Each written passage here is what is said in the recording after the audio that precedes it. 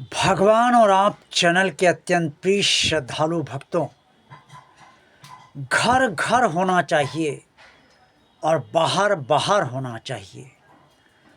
जो अपेक्षाएं घर से होती हैं वो घर से ही पूरी होनी चाहिए, परिवार से ही पूरी होनी चाहिए।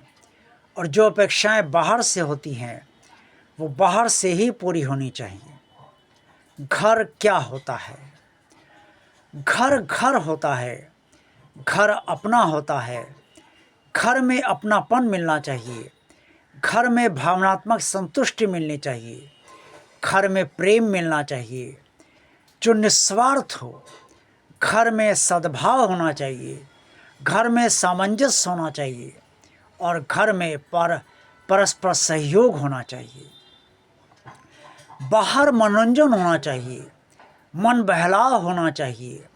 बाहर आमोद प्रमोद की संपूर्ण संतुष्टि मिलनी चाहिए। बाहर धन मिलना चाहिए और बाहर से धन का उपार्जन होना चाहिए। बाहर से ही धन के सारे कार्य होने चाहिए और बाहर से ही जो धन मिले उससे बचत भी होनी चाहिए और बाहर सद्भाव भी मिलना चाहिए। बाहर मतभेद भले ही हों लेकिन मनभेद नहीं होना चाहिए। लेकिन घर में मतभेद जितने कम हों उतने कम से कम होने चाहिए और मनभेद तो बिल्कुल नहीं होना चाहिए। बाहर मतभेद बढ़ सकते हैं लेकिन मनभेद नहीं होना चाहिए। और अगर मनभेद हो जाए बाहर तो व्यवहार ख़त्म हो जाता है और हो जाना भी चाहिए, क्योंकि इससे बाहर दुश्मनी बढ़ने का खतरा रहता है और उससे नुकसान भारी उठाना पड़ सकता है। घर में मनभेद अगर होता है तो उससे परिवार की एकता प्रभावित होती है और परिवार टूट जाता है, बिखर जाता है। इसलिए जो घर में नहीं होना चाहिए वो घर में कदापि नहीं होना चाहिए और जो बाहर नहीं होना चाहिए वो बाहर कदापि नहीं होना चाहिए। लेकिन ना तो घर पर किसी का भी अंकुश और नियंत्रण होता है और बाहर पर भी किसी का भी कोई अंकुश और नियंत्रण नहीं होता है। घर वाले अपने हिसाब से चलते हैं और बाहर वाले अपने हिसाब से चलते हैं।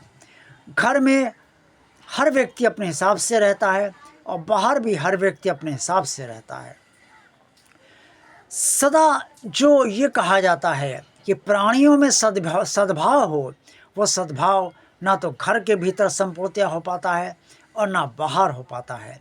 ऐसे में कोई भी जाए तो कहाँ जाए, फिर एक ही शरण है, वो है परमात्मा की, अपने भगवान की, अपने प्रभु की, जहाँ से कहीं जाना नहीं पड़ता, क्योंकि भगवान भावनात्मक संतुष्टि देता है। भगवान हर किसी की भावना को समझता है और भावना के पीछे छिपे आधार को समझता है।